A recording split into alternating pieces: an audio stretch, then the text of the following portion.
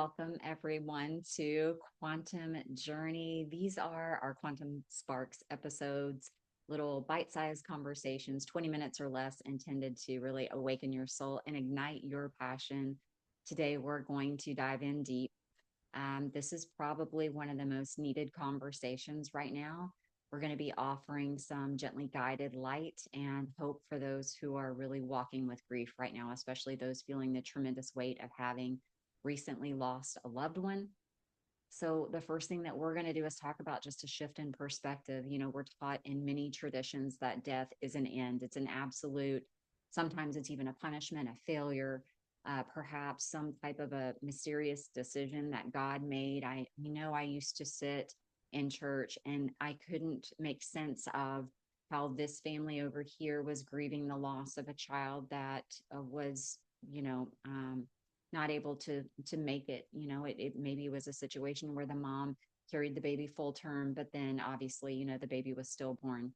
And then another family over here in the same church family had welcomed their newborn child in, and there's all types of reasons that we try to assign to this, right? But none of them made sense to me, and this is just my personal story. This was my personal quest to try to find something that made a little bit more sense to me, and I found another truth. It was one that kind of started just kind of whispering to me, right? And I began to pursue a deeper understanding, a different knowledge, and I found the concept of soul contracts. And I also began to really study this when I became a practitioner of quantum hypnosis and integrated energy therapy, Reiki. And the way that this all ties in is that before we come into this lifetime, our soul, in its vast and most infinite wisdom, it collaborates with guides, other members of our soul family. A soul family, you can kind of recognize if you maybe meet a stranger. You've never met this person before, but you feel like you've known them your whole life. 9 times out of 10, that's going to be a soul family member. And I'm not telling you things that I've read in books. I'm telling you things that I've learned through my own practice, my own work with modalities, and having clients come to me. And so we can also get information from other versions of ourselves that exist in other parallel or past lives. This is also something that I have done for myself. I've gone through my own past life regressions, my own parallel life regressions. So again, this is not something I'm telling you as a theory in a book. These are things that I have learned through my own research, my own science, through the modalities that I perform myself. But basically, we craft these soul contracts through our divine blueprint that really outlines the key lessons and relationships, and even maybe the exit points that we want to experience in our life. So, for example, in a past life, perhaps I had a lifetime as somebody that wasn't a very good person. And so in this lifetime, it is my goal to come in and maybe not fall prey to being materialistic. And so I very intentionally choose a family that maybe doesn't have a lot of things. They don't have a lot of money, and it really helps me to appreciate what it's like to live a life with less than in terms of physical possessions, but more love than I could have ever imagined. So at a soul level, I come in and I recognize that it's not about materialism, right? And that's just one small example. Sometimes it's that we would reincarnate with a particular member of our soul family who we've had many lifetimes with before, and maybe in a past lifetime. My mom might have been my daughter. I might have given her a real challenge, right? As a child, maybe this time she's going to come in and she's going to be my mom, and she's going to maybe try to help me to make different decisions, or perhaps I was the mom in the last lifetime and she gave me a real run for my money. So this time we've reversed the roles to help her understand at a soul level how important it is to be respectful of a parent or be respectful of a caregiver, right? So these are some ways that sometimes our soul families will incarnate in groups and come in clusters and continue to play different roles in one another's lives. Oftentimes, I find the people that you have the most disagreement with, you have the most heightened emotions around, you have spent other lifetimes with them. And I'm going someplace with this understanding. So as we begin to understand soul contracts a little bit more, we begin to see that everything is intentional. We take ourselves out of this victim mindset that things just happen to me, that God just doesn't like me, or he thinks this needed to happen. We begin to take ownership for the things that happen in our life. And then we begin to use a different perspective to say, okay, if this was my soul plan in some way, what is it showing me? What is it helping me to learn? How is this going to help me to evolve? How is this going to help me to maybe follow a different path than what I had considered before? So, as we begin to evaluate these things that are happening to us, we start to kind of reposition ourselves in a position of power. Now, some souls choose shorter journeys, not because something went wrong, but because maybe in their mission or their imprint, their light was never meant to be measured in years. Measuring things in time, human years, is a very linear thing. This is only something that is measured in this 3D reality we live in. Time is not a thing on the side of spirit, right? So, as we begin to look at ways that we can measure someone's impact, we might look at their light or the way that they served as a catalyst for us rather than how many years they were here. And a good example is the one I gave previously. A child comes into the world but maybe is stillborn, and this serves as this big catalyst for the entire family, the church family, the community in some way. And you go back and you start to later look at all of the beautiful things that would have never happened had that child not at a soul level chosen to be that in love to all of these people, because it's always done in love. Sometimes we'll see through our client work that someone will incarnate with a disability, or they will incarnate maybe with a family member that chooses to have a disability.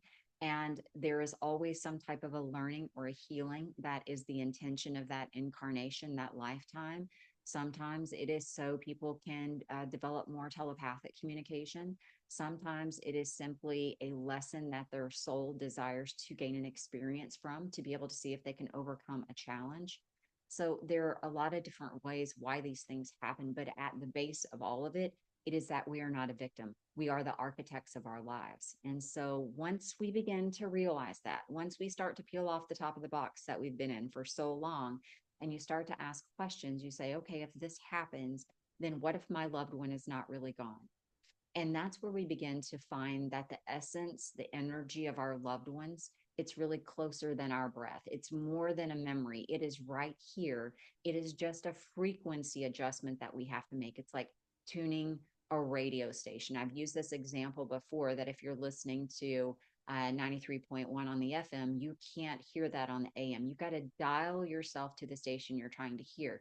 And so when we're trying to connect with our loved ones or our angelic team, our guides, we have to raise our frequency. And we'll talk about that in a minute.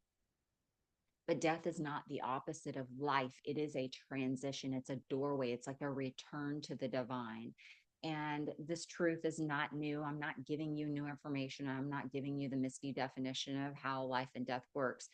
Indigenous and ancient cultures, they knew all around the world, they knew about this. Now it's been removed. Incarnation, reincarnation has been removed from most all of the religious texts because it didn't fit the model of control that they were seeking. If you are made to believe that this is it, this is all there is a lot of opportunity to control you. And so you'll see that that's why some of the texts have been edited, and some of the information related to reincarnation, if not most all of it, has been removed, through the different rulers that had a hand in how those religious texts were preserved. And so we look back at Native American traditions. The soul was seen as eternal, known to travel through different realms. Death being a sacred transformation, really not an ending. It was a celebration. Ancient Egypt, of course, that's where the soul was known to move through the duat, which is the underworld, guided by light and wisdom and the heart's purity. Look at Hindu and Buddhism lineages. Reincarnation has always been their central truth. We live, we die, we return over and over until our soul finally completes everything that it came here to learn and embody. Even in some African and Polynesian traditions, death was obviously a celebration, but it was a return to the ancestors. So That's where they departed and continue to help on the spirit side to guide the living. And that's really what I connect with a lot. The people that I have lost, I've been able to connect to, and they serve as guides for me each and every day. So I invite you in your heart to really feel for this, to see what is true for you, what makes sense for you, what resonates to you in this moment. What if the grief that you've been carrying isn't necessary? What if the pain that you have felt doesn't have to be something that you spend another day with? What if all those things were really there just to awaken your remembrance of who you really are and what this experience really is about?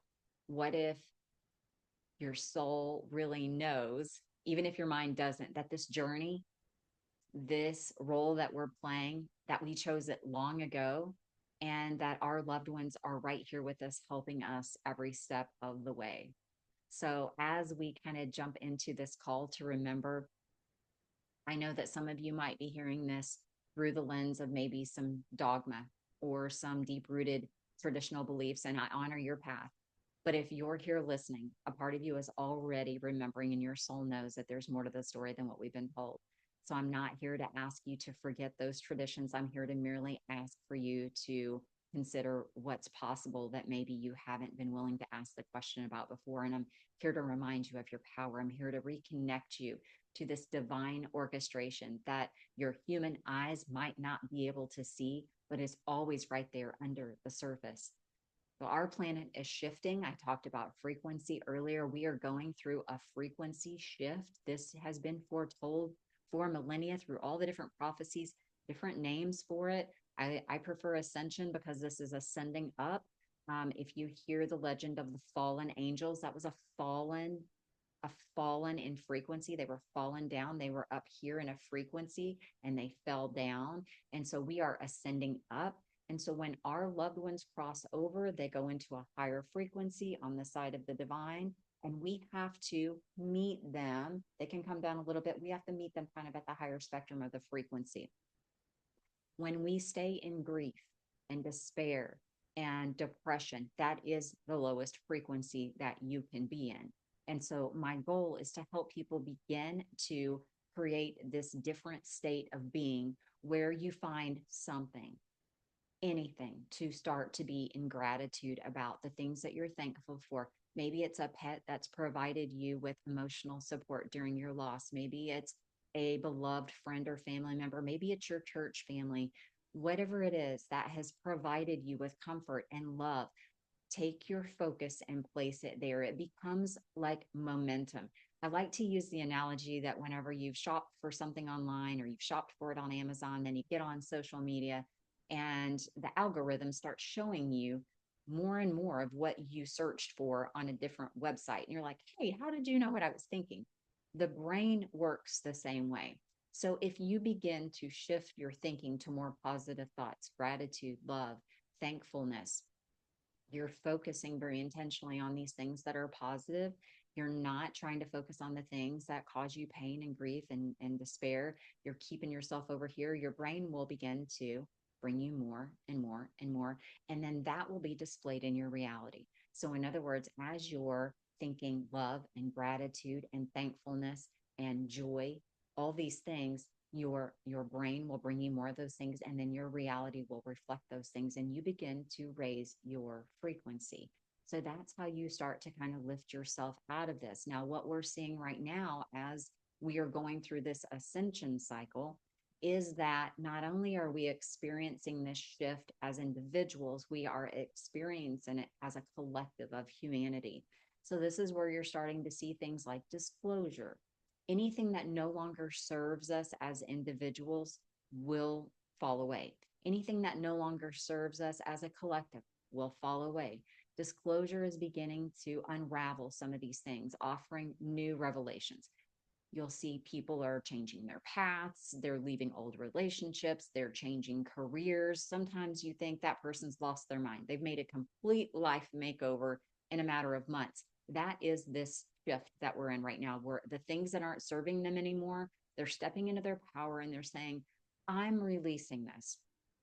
As humanity, this is happening on a global stage through things like our financial systems, our government structures. completely falling down, right? We're going to be rebuilding those systems of control that have weaponized everything from medicine to science, education, the food industry. All of that is being dismantled because it no longer serves us, and it no longer is going to match the frequency as we continue to rise. The way that this connects together is because many of you who are seeking to reconnect with your loved ones, you have to get yourself into this higher frequency to be able to connect. So, the first thing that you do, if you want to know that your loved one is still with you, is you get yourself into this higher frequency. You're doing those things that we talked about. You're thinking about gratitude. You're thinking about the happiest thoughts. You can actually feel this if you close your eyes and you go back to the happiest thought you've ever had, the happiest moment. You can smell the room. You can taste the food. You can smell the perfume. Yeah, it's all these things. It's activating all these things, and you get yourself into this high state of frequency. You close your eyes, and with the breath, you breathe in, and then you connect to your heart, and that's where you reach out to your loved one. That's where in that space you reach out to them, and in a moment you will know that they are with you. You will know that they were never gone. You will know that you're still connected through the love, through the energy, through the memory of them. They are right there, and even if they chose to go, know that they did so with love, trusting that you would carry forward this light they sparked in you, that light that will lead you two back together. So let this be your sign. Let this be your remembrance. Look for them and ask them to show you the signs that they're with you. They will do this if you will allow yourself the permission to see it. We are surrounded by our guides, our angels, our ancestors, our loved ones all the time. We're never alone. So I hope this episode has sparked curiosity in you. I hope it reminds you to ask the question, what's possible that I haven't considered before? I hope that it opens your eyes to all of the magic and the wonder that exists all around each and every day. So until next time, I pray that you just live life to the fullest. You enjoy every moment and you appreciate every opportunity given to you in this, your quantum journey.